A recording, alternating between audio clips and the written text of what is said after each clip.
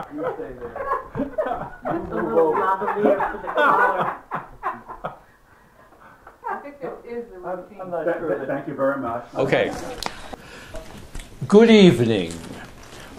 This is essentially, it's a reading from the book of New Old Bones, famous author, and this is chapter 11 of New Old Bones, and if you haven't read the book, shame on you.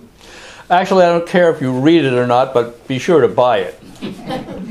I bought it. Right there on Amazon. Somebody's house.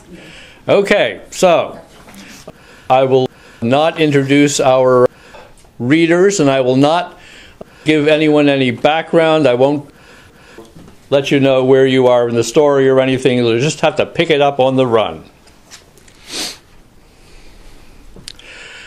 The regret was immediate. It was cool inside Scotty's in more ways than one. 20 or more hard-eyed young men seated at tables or on stools at the bar focused their attention on Pop and Duck. Nobody was talking. The bartender's chiseled face might have been considered handsome in a rougher age. Heavily muscled and grim under his wife-beater t-shirt, he glared at them. Welcome to your friendly local tavern, Duck thought. A cheerful place where you can always find a hearty hello and a smile. Beer? Whiskey? Broken bones? What do you need? Looking around, he noticed the sign over the bar. It's only a theory. A theory, he mused. So that's what it is. You guys lost? Pop was undaunted as he dragged the bulky Bama bag up and rested it on the bar. He extended a hand over the bar. Artesian. Jimmy, Artesian. The bartender shook Pop's hand gravely. Well, well, well. No, that's not right. That's not what you're supposed to say. Yeah, well, geez, Grandpa. I forgot what I was supposed to say. And I also lost my Captain Midnight Magic decoder ring. Nobody's perfect. You, for instance, you were supposed to be here yesterday. Not according to my notes.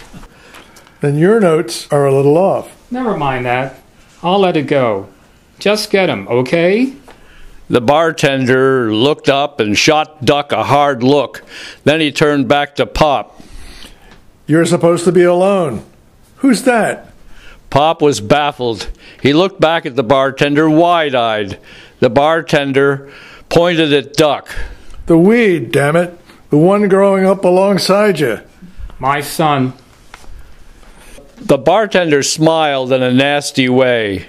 He looks like your son. Thanks. The bartender eyed the badly sunburned Pop. Oh, in case I forgot in the excitement, nice tan. Thanks again. Pop then mumbled something in a voice so low that Duck couldn't hear. The bartender pointed to a table in the corner where a large, hairless man was seated by himself with his back against the wall. Pop picked up the bag and lugged it over. Duck followed. The big man pushed back his chair with a scraping noise and stood as Pop and Duck approached. His grimy jeans were held up by a belt made from a motorcycle primary chain, and the buckle of which had started life as a motorcycle drive sprocket.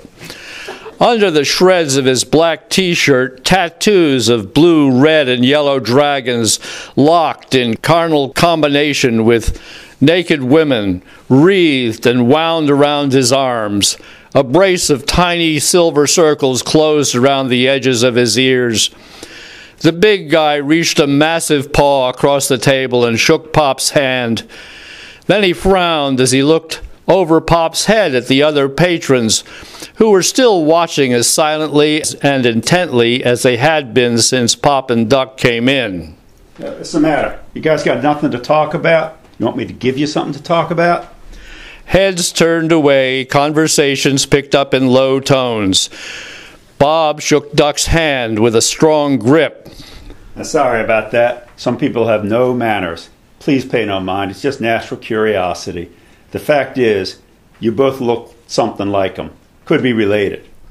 Duck drew no conclusions. Pop, he thought, must know who we look like. He noted that Pop had put on his trading face, the familiar, slightly narrowed eyes and ironically amused grin. Bob smiled confidently. I'm Bald Bob. Pop Adams. This is my boy, Duck. Dick? Duck. Doc? No, Duck, as in quack. Ah, charmed. Have a seat, gents. All sat. Bob looked Pop over. Nice tan. A little too much sun.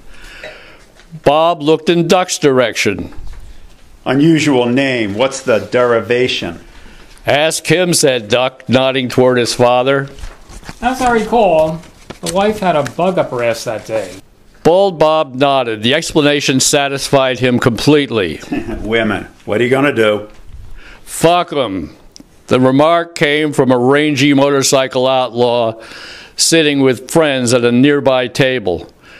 Bob looked at Pop and Duck apologetically, then blinked back what Duck fantasized were tears of shame. Pardon me a moment, would you? Something I got to attend to. Moving at a rate surprising in a man his size, Bald Bob jumped up and landed beside the man who'd spoken.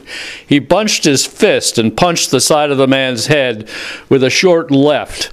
The blow sent the man sprawling on the dirty floor, knocking off his reflecting sunglasses. We're trying to have a private conversation here, Speed. I'm thinking you and your pals might be happier at another table. Speed's two friends reacted quickly, dragging him away. One took each of the dazed man's arms. Looking grim, Bald Bob put a big boot down on the sunglasses. He picked up the flattened glasses and threw them after. Don't forget these fucking fairy glasses. His humor had shifted. The change was plain in the heavy way he carried himself and the slow and deliberate way he moved. The bar's moody lighting seemed dimmer now, threatening. The patrons had turned brooding and sullen. Out of the corner of his eye, Duck noticed something moving, a shadow on the wall. The bartender had come over to the table silently and unnoticed.